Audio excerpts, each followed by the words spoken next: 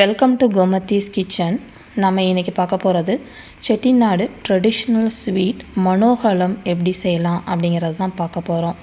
பிராமின் ஸ்வீட்லலாம் பார்த்திங்க அப்படின்னா மனோகரம் அப்படின்னு ஒன்று செய்வாங்க. அதை விட இது டேஸ்ட் வித்தியாசமாக இருக்கும். பேர் பார்த்திங்கன்னா இதுக்கு மனோகலம் சொல்லுவாங்க. இதில் முறுக்கு பார்த்திங்க அப்படின்னா பருப்பு வகைகளை செஞ்சு வச்ச முறுக்கு, வறுத்த தேங்காய், பொட்டுக்கடலை, அதுக்கு மேலே வெள்ளைப்பாகு ஊற்றி நம்ம செஞ்சு வச்சுருக்கிற ஒரு ஸ்வீட் முறுக்கு. இது நம்ம ஸ்வீட்டாக செஞ்சாலுமே இதோட கிறிஸ்பினஸ் பாருங்கள் எந்த அளவுக்கு இருக்குது அப்படிங்கிறது. இந்த முறுக்கு 30 நாள் ஆனாலும் கெட்டும் போகாது, அதோட மொறுப்பொறுப்பு தன்மையும் மாறாது. இது ரொம்ப பழமையான செட்டிநாடு ஸ்வீட்டில் ஒன்றுன்னு கூட சொல்லலாம். இந்த ஸ்வீட் பார்த்திங்கன்னா இப்போ இருக்கிற ஜென்ரேஷனுக்கு நிறைய பேருக்கு தெரிஞ்சிருக்க வாய்ப்பும் இல்லை.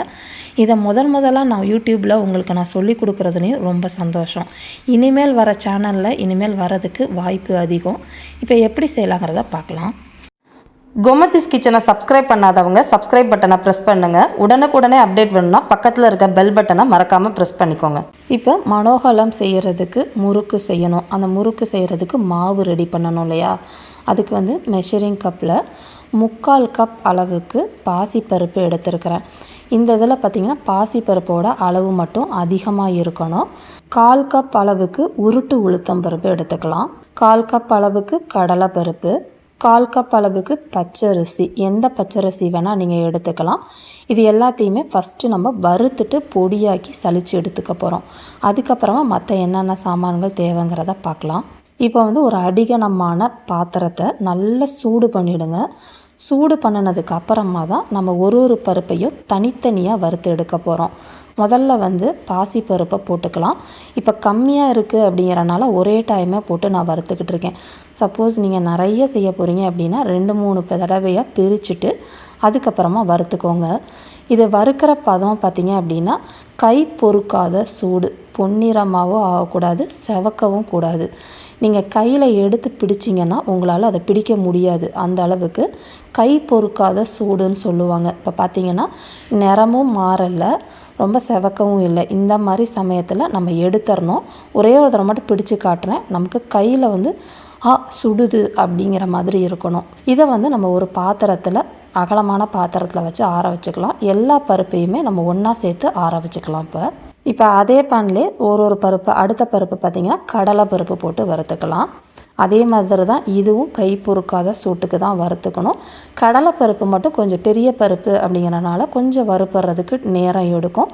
கலர் மட்டும் எந்த டயத்துலையும் மாறிடக்கூடாது, அந்த முறுக்கோட ஃப்ளேவரே உங்களுக்கு மாறிடும். அடுத்தது உளுத்தம் பருப்பையும் வறுத்து எடுத்துக்கலாம். இந்த அளவுக்கு நம்ம எடுத்தால் போதும். எல்லாமே பதம்னு பார்த்திங்கன்னா கை பொறுக்காத சூடுன்னு தான் சொல்லுவாங்க. அந்த மாதிரி எல்லாத்தையுமே வறுத்தாச்சு. கடைசியாக எப்போயுமே அரிசி வறுத்துக்கோங்க. ஏன்னா அரிசி அந்த பேனில் இருக்க சூட்டுக்கே, அதாவது பொரிஞ்சு வந்துடணும், செவக்கக்கூடாது. இப்போ பார்த்திங்கன்னா அரிசி பொரியாமல் பச்சையாக இருக்கு இல்லையா? இது கொஞ்சம் நேரம் அந்த சூட்டிலே வறுத்திங்கன்னா கொஞ்சம் பொரிஞ்ச அரிசி மாதிரி நல்லா வெள்ளையாக வந்துடும், ஆனால் செவக்காது. இப்போ இந்த அளவுக்கு வறுப்பட்ட அரிசி இப்போது சரியாக இருக்கும். இப்போ இது எல்லாத்தையுமே ஒன்றா போட்டு ஆறுனதுக்கப்புறமா பொடியாக்கிக்கலாம். இது ஆறுறதுக்குள்ளே நம்ம முறுக்குக்கு பொட்டுக்கடலையும் அடுத்து தேங்காயும் வறுக்கணும். அதையும் வறுத்தரலாம். இப்போ அதே பேன்லேயே ஒரு மிதமான தீயில் 1/4 கப் பொட்டுக்கடலை போட்டுட்டு அதை கொஞ்சம், அதாவது ரொம்ப செவக்கக்கூடாது, அந்த நமத்த தன்மை இல்லாமல் நல்லா முறுமுறுன்னு இருக்கிறதுக்காக லைட்டாக ரோஸ்ட் பண்ணிக்கலாம். இப்போ அதை தனியாக எடுத்து வச்சுருங்க. இது மாவு அரைக்கிறதோட சேர்க்கக்கூடாது. இது கடைசியாக நம்ம முறுக்கோடு மிக்ஸ் பண்ணுறதுக்காக வச்சுருக்குறோம். சின்ன பேனாக எடுத்துக்கோங்க, இல்லை அதே பேன்லேயே எடுத்துட்டாலும் ஒரு 2 டேபிள் ஸ்பூன் அளவுக்கு நெய் சேர்த்துட்டு பல்லாக இந்த மாதிரி எடுத்த தேங்காய் உங்களுக்கு நிறைய பிடிக்கும் அப்படின்னா நீங்கள் எவ்வளோ வேணால் சேர்த்துக்கலாம். இதுக்கு அளவு கிடையாது, பிடிக்கிற அளவு தான். நான் இன்றைக்கி பார்த்திங்கன்னா ஒரு 3/4 கப் அளவுக்கு இந்த மாதிரி நீளமாக பல்லாக கீறுன தேங்காய் போட்டு நல்லா இந்த மாதிரி பச்சைத்தன்மையே இல்லாமல் பொன்னிறமாக வறுபட்டணும். அப்போ தான் நிறைய நாள் வச்சுருந்தாலும் கெட்டு போகாது. இப்போ ரெண்டும் ரெடி பண்ணதுக்கப்புறமா இப்போ வறுத்த பருப்புகள், அரிசியை மட்டும் போட்டு நம்ம கொஞ்சமாக அப்படி இருக்கிறனால நம்ம மிக்சியிலே அரைச்சிக்கலாம். நிறைய அரைக்க போகிறோன்னா நீங்கள் மில்லில் கொடுத்து அரைச்சிக்கலாம். இப்போ எல்லாத்தையுமே போட்டுட்டு நைஸாக அரைச்சிடணும். எவ்வளோ தூரம் உங்களால் நைஸாக அரைக்கணுமோ அந்த அளவுக்கு அரைச்சிட்டு நம்ம சலிச்சுக்கலாம். சல்லடையில் பார்த்திங்கன்னா கடைசி சல்லடை இருக்கும் இல்லையா, ரொம்ப சன்னமான சல்லடையை வச்சு 2-3 தடவை எடுத்ததுக்கப்புறமா கப்பி கடைசியாக ஒரு 2 டேபிள் ஸ்பூன் கிடைக்கும், அதை வேறு எதுக்காவது யூஸ் பண்ணிக்கலாம். இப்போயுமே மாவு பார்த்திங்கன்னா கொஞ்சம் திருன்னு இருக்க மாதிரி இருக்கும், ஏன்னா நம்ம மிக்சியில் தான் அரைச்சோம் இல்லையா.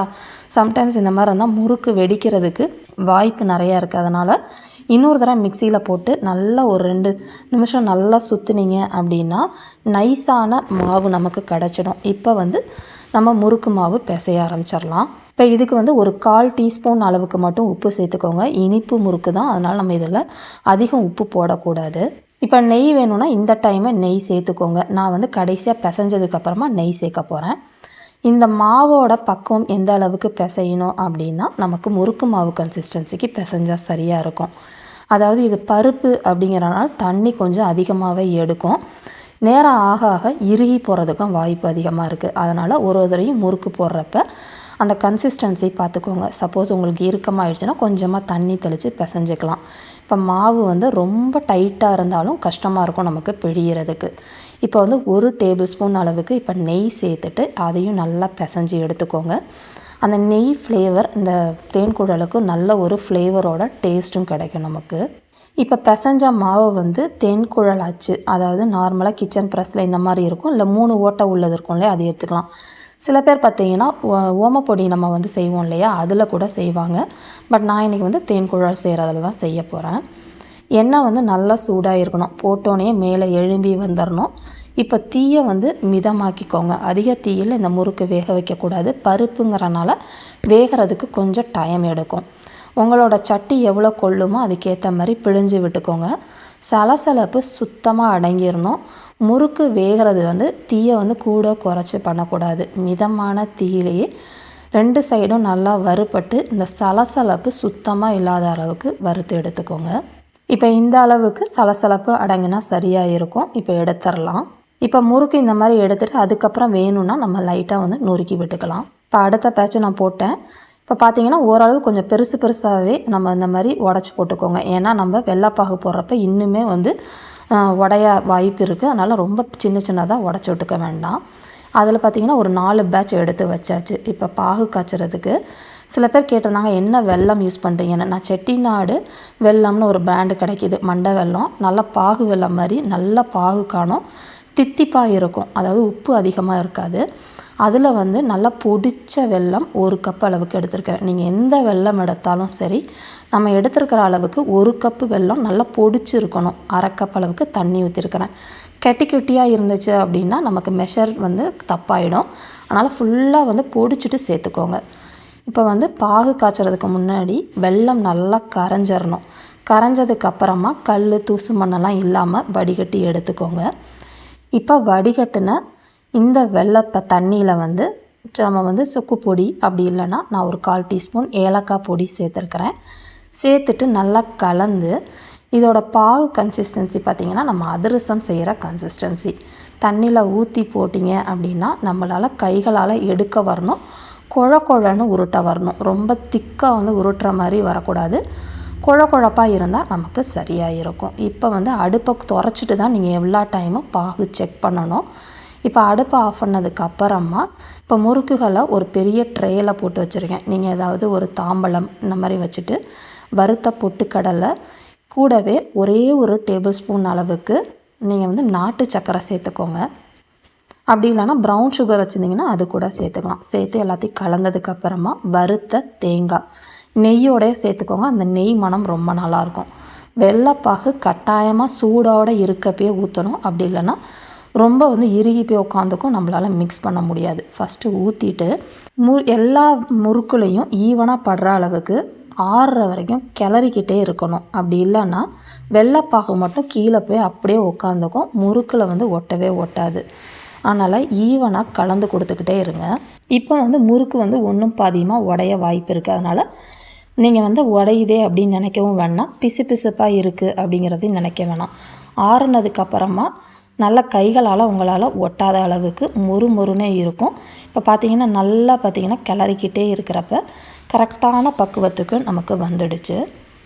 இது ஆறுறதுக்குன்னு பார்த்திங்கன்னா ஒரு 2 மணி நேரம் நல்லா ஆற விட்டுருங்க. ஆறுனதுக்கப்புறமா டப்பாவில் போட்டு நீங்கள் 30 நாள் கூட வச்சுக்கலாம். இதே மாதிரி அளவுகளோட செட்டிநாடு பலகாரம் மனோகோலம் செஞ்சு பார்த்துட்டு எப்படி இருக்குங்கிறத கமெண்ட் பண்ணுங்கள். வீடியோ பிடிச்சிருந்துச்சுன்னா லைக் பண்ணுங்கள், ஷேர் பண்ணுங்கள், மறக்காமல் சேனலை சப்ஸ்கிரைப் பண்ணி வச்சுக்கோங்க. தேங்க்ஸ் ஃபார் வாட்சிங்.